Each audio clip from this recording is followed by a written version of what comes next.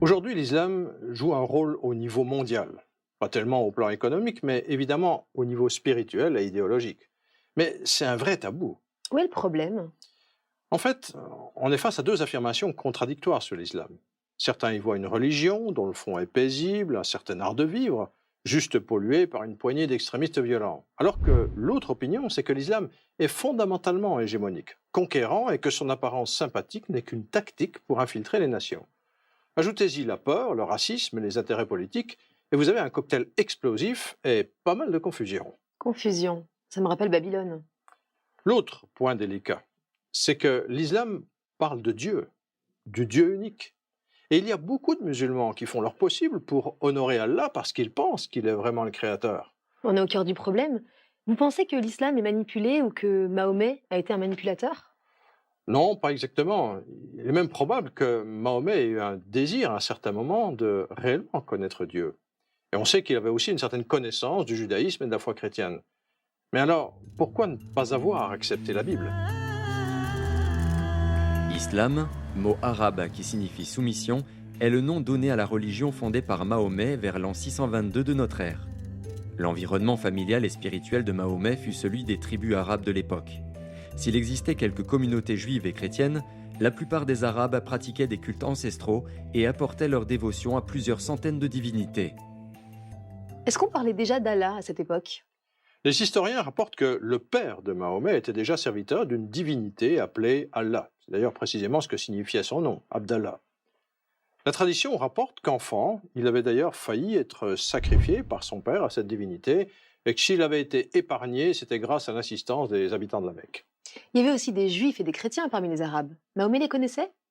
On sait qu'il avait été en contact avec eux et qu'il connaissait aussi certains textes bibliques.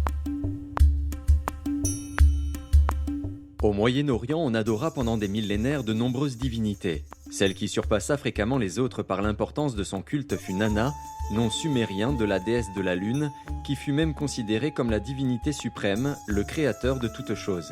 Dans l'Antiquité, deux temples, à Haran et Our, lui avaient conféré un immense rayonnement. Ce dieu, appelé Sin par les Babyloniens et représenté par un croissant de lune, était considéré comme le père de Shamash, le dieu soleil, et d'Ishtar, la déesse de l'amour. À Babylone cependant, ce fut Marduk, surnommé Bel ou Baal, qui occupa la première place alors que Sin avait la suprématie dans d'autres cités. Après la mort de Nabuchodonosor, Nabonide fut mis au pouvoir par une coalition de prêtres. Il voua un culte assidu à Sin, l'antique divinité de la lune, et décida suite à un rêve de restaurer l'ancien temple de Sin à Haran. L'opposition des prêtres de Babylone, dédiée à Marduk, le fit chercher appui auprès des Perses, ce qui finit par déclencher une guerre. Son règne connut alors une phase étrange et plutôt déroutante pour les historiens. Après avoir installé Belshazzar à la tête de Babylone, il partit en campagne militaire jusqu'en Arabie, campagne qu'il interrompit pour s'installer dans le Hedjaz, dans l'oasis de Théma. Il y resta une dizaine d'années, empêchant par son absence les grandes festivités babyloniennes et laissant la cité et l'empire en proie à de graves difficultés. Il se consacra entièrement au culte de Sin. À son retour à Babylone, il essaya d'imposer ce culte, mais ce fut un échec, suivi peu après par la chute de Babylone. Ce fut sous son impulsion que le culte de Sin se renforça fortement dans la péninsule arabique. Faites-vous un rapport avec l'islam? Les courants spirituels ne s'évaporent pas. Ce que les archéologues ont mis en évidence, c'est que ce culte a toujours été très présent dans les tribus arabes. Lorsque naquit Mahomet en 570, les tribus arabes vénéraient quantité de divinités dont Ubal, divinité supérieure, Al-Lat, déesse du soleil, Al-Uzza, déesse de l'amour, et Manat, déesse du destin et de la mort. Considérées comme les filles du dieu principal, surnommé le dieu, ou Allah, elles faisaient l'objet de dévotions consistantes à tourner autour de l'édifice qui les abritait. La Mecque était alors un haut lieu spirituel qui comportait une Kaaba, édifice de forme cubique contenant les quelques 300 divinités adorées à l'époque. Ibn Ishaq, historien musulman, rapporte que la statue de Hubal avait été placée sur l'édifice en signe de sa supériorité. Lorsque, suite à une vision, Mahomet se rendit à la Mecque, il y créa une véritable révolution en détruisant toutes les idoles de la Kaaba et en affirmant que le seul Dieu qu'il fallait adorer était Allah, c'est-à-dire le Dieu. En 622 de notre ère, il essaya de se rallier les Juifs et les chrétiens, essayant de les convaincre qu'Allah était le Créateur, le Dieu de la Bible, affirmation qu'ils refusèrent totalement d'accepter et qui fut la cause de leur massacre par Mahomet et ses hommes. Donc Allah était déjà vénéré avant Mahomet et il a interdit les cultes aux autres divinités. Exactement. C'est l'origine du fameux takbir, Allahu Akbar, qui ne signifie pas, comme on le pense, Allah est grand, mais littéralement, Allah est le plus grand. Pourtant, les musulmans disent qu'ils adorent le même Dieu que les juifs et les chrétiens. Et beaucoup le croient sincèrement. Pourtant, plusieurs indices montrent le contraire. Lesquels? Le croissant de lune, c'est le symbole de l'islam. C'est plutôt étrange, non? Il remonte à la haute antiquité et il a toujours identifié le dieu de la lune. Les archéologues l'ont retrouvé sur des temples et des objets de culte. Pourquoi les musulmans n'ont pas rejeté avec horreur, puisque ce dieu lune était présent partout et que l'islam disait lutter contre les idoles? Au lieu de cela, ils reprennent le croissant de lune comme symbole de l'islam. Est-ce que Hubal, surnommé Allah, était ce dieu de la lune? C'est évidemment sujet de controverse, et les musulmans rejettent cette affirmation. Et c'est vrai que le Coran interdit le culte à la lune et aux étoiles. Vous n'avez pas l'air convaincu. Non, parce que les Arabes considéraient depuis l'Antiquité Sin comme la divinité supérieure aux autres, et que celui qu'ils appellent le Dieu, Allah, est censé être le père d'Allat et d'Al-Uzza. Or, Allat et Al-Uzza sont les déesses du soleil et de l'amour, considérées depuis des millénaires, depuis toujours, comme filles de Sin, l'antique dieu babylonien de la lune. Alors, même si Mahomet a effectivement détruit les représentations matérielles de ces divinités, y compris celle d'Allah, c'est le même culte qui s'est poursuivi. Et on a gardé les mêmes rituels, comme de tourner autour de la Kaaba en signe d'adoration. Ça se pratiquait avant Mahomet? Oui, on a retrouvé plusieurs Kaaba au Moyen-Orient, abritant l'une ou l'autre de ces idoles, et c'était exactement ce même rituel. C'est surprenant, en effet. Et puis, il y a la fameuse pierre noire, insérée dans la Kaaba et qui est supposée provenir de la Lune. Encore la lune? Et quel rôle joue-t-elle?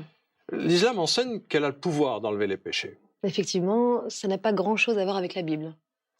Et puis, il y a surtout l'évidence historique que l'esprit derrière l'islam est totalement opposé à l'esprit de la Bible. Vous pensez au conflit? Oui, l'islam, depuis son origine, est en guerre permanente contre les juifs et les chrétiens. Et cela ne date pas du conflit israélo-palestinien qui sert plutôt de prétexte aujourd'hui. Les historiens ont établi clairement que l'islam s'est implanté dès le début par la violence contre les juifs localement, puis que l'islam s'est étendu aux contrées voisines par la guerre. L'islam est conquérant par nature. Et nous savons que l'islam, dans les 100 premières années de son existence, a conquis beaucoup de pays. Les musulmans pris séparément ne sont pas forcément violents.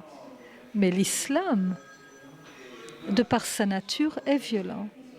L'islam a une vision binaire du monde et des relations internationales. Il y a le camp du bien et le camp du mal, le camp de Dieu et le camp de l'incroyance. Cette division en deux camps antagonistes est absolument fondamentale. C'est la base même de la pensée musulmane, c'est la base même de l'organisation de la société musulmane, c'est la base même des relations que les musulmans peuvent avoir avec les non-musulmans. Selon les époques, les musulmans ont eu tendance à inclure dans le camp du bien autant de non-musulmans que possible en tant qu'alliés ou que protégés, et à d'autres époques, ils ont eu tendance au contraire à exclure autant de non-musulmans que possible. J'ai lu que certains musulmans disent que les juifs et les chrétiens ne servent pas Dieu de la bonne façon. Et si c'était vrai? Est-ce une raison pour les massacrer? Et si Allah était le même Dieu que celui de la Bible? Pourquoi détruire les églises, les synagogues et contredire tous les points fondamentaux de la Bible? Et pourquoi continuer à affirmer qu'Allah est le plus grand que qui? Que le Dieu de la Bible? C'est vrai que cet antagonisme avec les juifs, les chrétiens et la Bible est incompréhensible. Pour l'islam, les juifs et Israël sont des ennemis jurés. Et c'est aussi dans les pays musulmans que les chrétiens sont persécutés. Certaines ONG avancent le chiffre effarant de 150 millions de chrétiens persécutés de nos jours. Pourtant, les médias disent que l'extrémisme est le fait d'une toute petite minorité, alors que l'islam serait pacifique. Les médias occidentaux essaient de rassurer à peu de frais. Mais l'histoire montre le contraire. Les conquêtes musulmanes sont une réalité historique. Rien n'indique qu'elles soient finies. En France, on se souvient de Charles Martel à Poitiers en 732, etc. D'un autre côté, des arabisants m'ont affirmé qu'il faut lire le Coran en arabe pour voir la violence des termes employés contre les mécréants. Il y a bien certains journalistes aujourd'hui ou intellectuels qui osent dénoncer cette lutte pour l'hégémonie mondiale de l'islam, mais ce n'est pas politiquement correct. Un dernier exemple, Jérusalem. Il y avait à Jérusalem une esplanade et un temple construits par les Juifs. C'est le seul temple que les Juifs aient jamais édifié pour honorer Dieu. Il a été bâti il y a 3000 ans par Salomon et détruit par les Romains. Est-ce que les musulmans ont respecté ce lieu, dédié il y a 3000 ans au culte du Créateur? Qu'est-ce qu'on trouve aujourd'hui à sa place?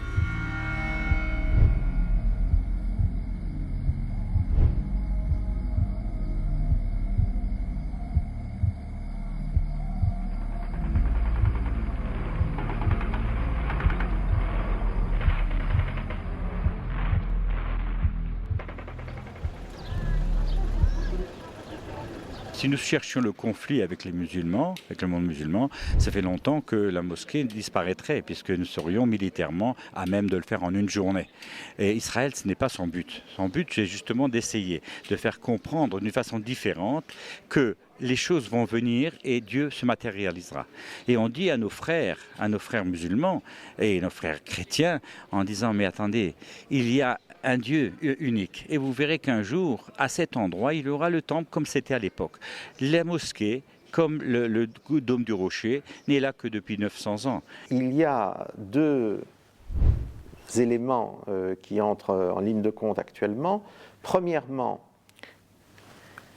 ceci est dirigé en priorité contre les juifs et les chrétiens qui ont pu vivre en terre d'islam ou à proximité du monde musulman. Et ils sont considérés comme des protégés de l'islam qui se sont révoltés contre l'islam.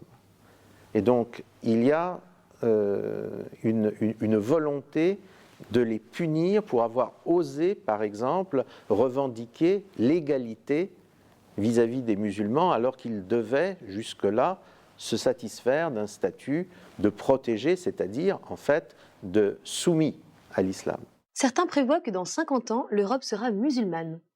À la vitesse où ça va, 50 ans c'est très loin. D'ailleurs, certains intellectuels, généralement très critiqués, ne mâchent pas leurs mots, au risque de passer pour des extrémistes. L'islam, depuis le XIXe siècle, après une période de sommeil dogmatique très long, s'est réveillé et a glissé vers un discours dogmatique, le discours de l'islam radical, le discours de l'islam militant.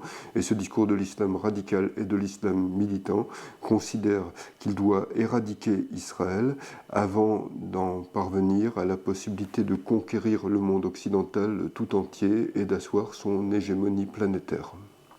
Le discours du Caire, tel qu'il l'a tenu, est un discours qui reprend, concernant Israël, une narration qui est celle que l'on trouve dans l'islam radical, c'est-à-dire une comparaison d'Israël à l'Amérique d'avant la guerre de sécession, Israël étant considéré comme le Sud esclavagiste, et une comparaison d'Israël avec l'Afrique du Sud de l'époque de l'apartheid.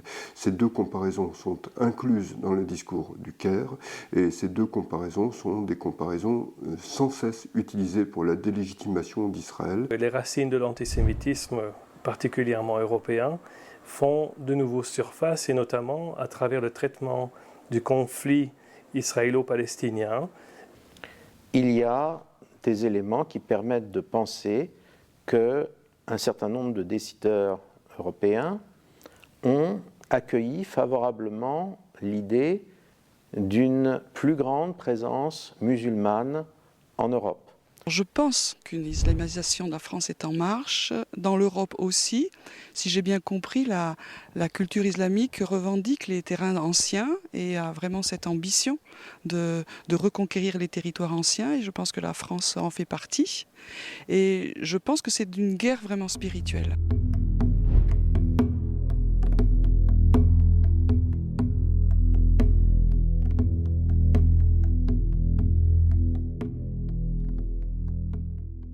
Donc en résumé, vous voyez l'islam comme une émanation de l'ancien courant babylonien?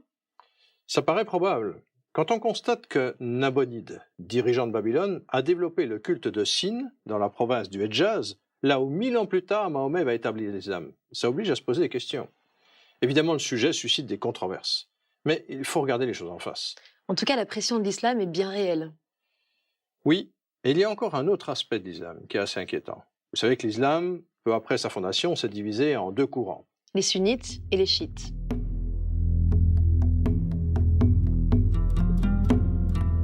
Peu après la lutte qui opposa les successeurs de Mahomet, la scission entre les disciples de Mahomet donna naissance à deux courants.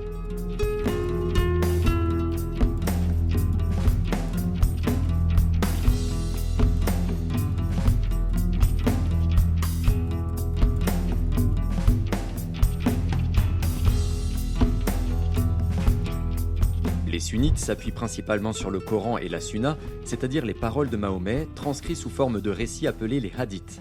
Cet islam majoritaire se base principalement sur les écrits du prophète qui ont fixé strictement les règles de vie.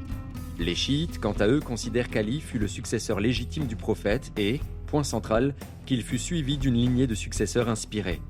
Pour les musulmans chiites, principalement établis en Iran, l'imam occupe une place centrale, intermédiaire entre eux et le prophète, et c'est lui qui dirige la communauté.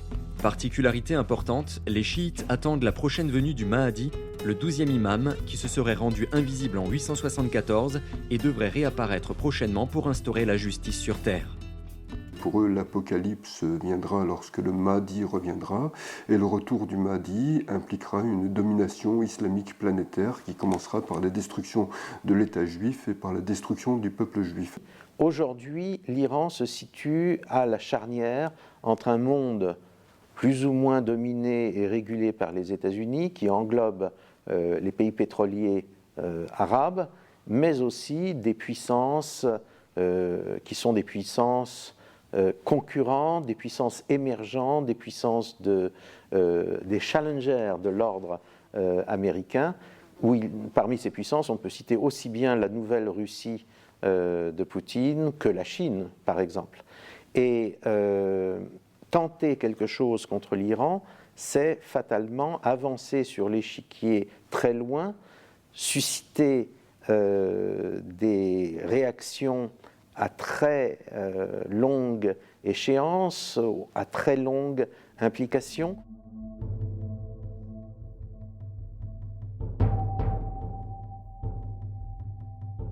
Cette attente du Mahdi est vraiment présente en Iran? Plus que jamais, même si une partie de la population conteste cette vision. Le leader iranien, Mahmoud Ahmadinejad, a même déclaré que c'était l'imam caché qui dirigeait actuellement l'Iran. Et il est personnellement à la tête d'une confrérie qui milite dans cette direction. Il a incité par exemple le conseil municipal de Téhéran à créer une grande avenue destinée à accueillir le Mahdi, et il a alloué 17 millions de dollars à la construction d'une mosquée spécialement associée au Mahdi.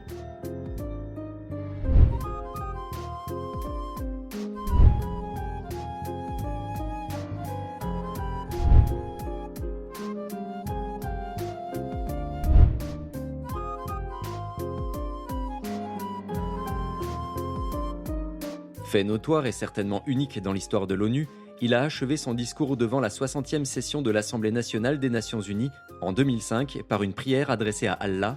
« Je te prie de hâter la venue du dernier dépositaire de tes secrets, le promis, cet être humain parfait et pur qui remplira ce monde de justice et de paix. »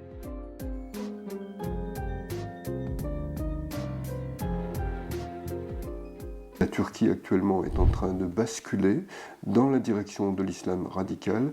La Turquie est tout à la fois l'allié de l'Iran apocalyptique et un pays qui joue son propre jeu, et ce jeu consiste à réasseoir les potentialités d'un empire ottoman, voire de redevenir le siège d'un califat si l'islam radical imprégnait l'ensemble de la région.